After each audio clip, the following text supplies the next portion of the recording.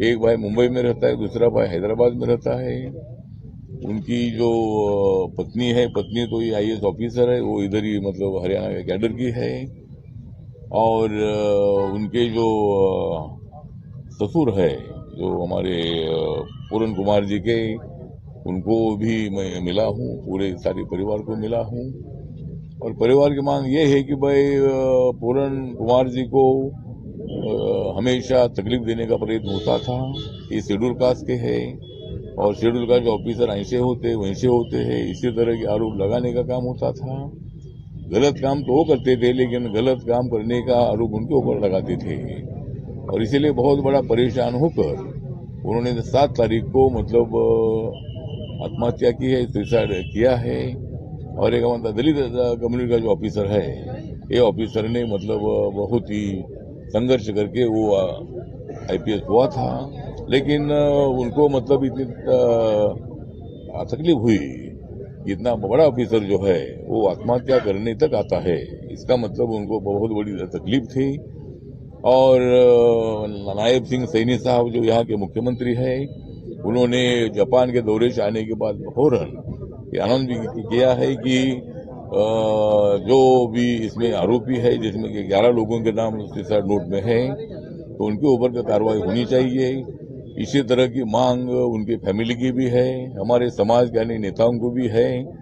और हमारे कुंडली जी, जो रवि कुंडली जी है, हमारे संदीप वाल्मीकि जी है, हमारे रिपब्लिकन पार्टी के नेता लगातार 6 दिन से इधर है। और अनेक लोग जो है ये हमारे समाज के इधर आ रहे हैं। और इस फैमिली को हम भी आपके साथ है बता रहे हैं। घटना तो घटी है और ऐसा नहीं होना चाहिए था, लेकिन इतनी तकलीफ उनको हुई कि उन्होंने आत्महत्या करने तक उन्होंने स्टेप उठाया है।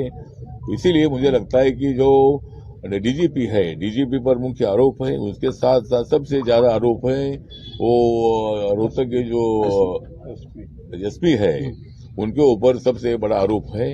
तो मुझे लगता है कि अभी तक मतलब जो बॉडी का पोस्टमार्टम नहीं हुआ है।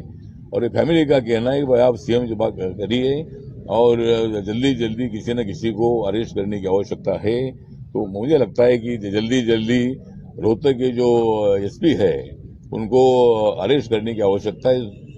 सुसाइड नोट में उनके नाम है और इसीलिए मुझे लगता है कि एसपी और डीजीपी के नाम है, तो दोनों पर मतलब कार्रवाई होनी चाहिए। इसी तरह की हमारी भी मांग है। मैं सामाजिक न्याय और अधिकारिता मंत्रालय का राज्य मंत्री हूँ। नरेंद्र मोदी सरकार में मैं रिपब्लिकन पार्टी ऑफ इंडिया की तरफ से मैं लगातार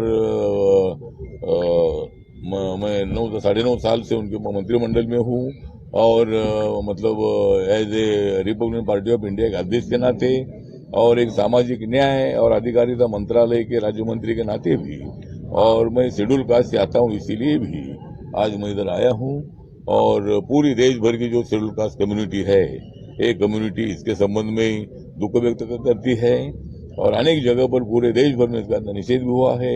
महाराष्ट्र में भी अनेक संगठनों ने मतलब इस घटना का निषेध किया है और जल्दी जल्दी कार्रवाई होनी चाहिए। इसी तरह की मांग पूरे देश भर के शेड्यूल कास्ट के लोगों की है।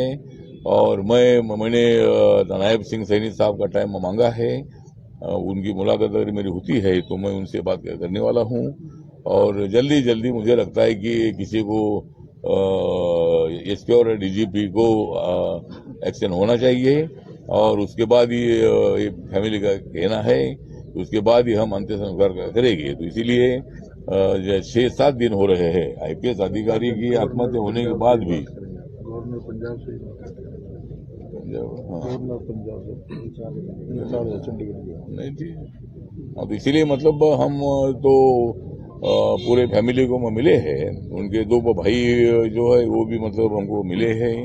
और हमारे आम आदमी पार्टी के एमएलए जो मतलब उनके साले थे, हमारे हाँ उनके जो साले थे वो भी हमको मिले हैं। और सब परिवार हमको आज मिला है। उनके साथ मेरी 15-20 मिनट उनके साथ बात हुई है। और इस घटना का मैं तीव्र धिक्कार करता हूँ, निषेध करता हूँ। और इसी तरह की आज भी मतलब देश की आजादी को 75 साल पूरे होने के बावजूद भी आज भी मेंटेलिटी समाज में दिखाई देती है। और बाबा साहब अम्बेडकर ने जो संविधान दिया है उस संविधान का अपमान हो रहा है। इसी तरह मतलब किसी का डिस्क्रिमिनेशन न करना ये अच्छी बात नहीं है। और इसीलिए मुझे लगता है कि देश में मैं सामाजिक न्याय और अधिकारिता राज्य मंत्री के नाते मेरा मंत्रालय भी मतलब ये एट्रोसिटी का देखता है। और मेरी मांग ये भी है कि मतलब जो एसपी डीजीपी और एसपी पर भी जो लोग उसमें आरोपी 11 आरोपी के नाम लिए हैं उनके ऊपर एट्रोसिटी एक्ट का भी गुना लगाना चाहिए।